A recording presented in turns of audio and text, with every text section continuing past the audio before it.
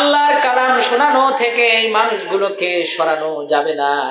আবু জেহেল কোরআন মাজিদের মধ্যে আল্লাহ তাআলা ঘোষণা করেছেন, আবু জেহেল ওই সময় একটা আইন পাশ করেছে, আজকের পর থেকে কেউ যদি মুহাম্মাদের কণ্ঠে আল্লাহর কালাম শুনতে আসে তাহলে তার বিরুদ্ধে এই মক্কা নগরীতে মামলা দায়ের করা হবে, কেস করা হবে, জরিমানা করা হবে। আল্লাহ তাআলা ওই কথাটা কোট করে কোরআন মাজিদে বলেছেন, وقال الذين كفروا لا تسمعوا لهذا القرآن। কাফেরদের মধ্যে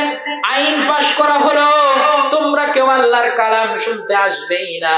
বরং আল্লাহর কালাম যেখানে আলোচনা হবে, তাফসীরুল কোরআন মাহফিল হবে, মসজিদ হবে, মাদ্রাসা হবে, এই জায়গাগুলোতে তোমরা বাধা দাও, বিপত্তি তৈরি করো, বিশৃঙ্খলা তৈরি করো। আল্লাহ রাব্বুল আলামিন জানেন এক সময়ে আবু জেহেল থাকবে না,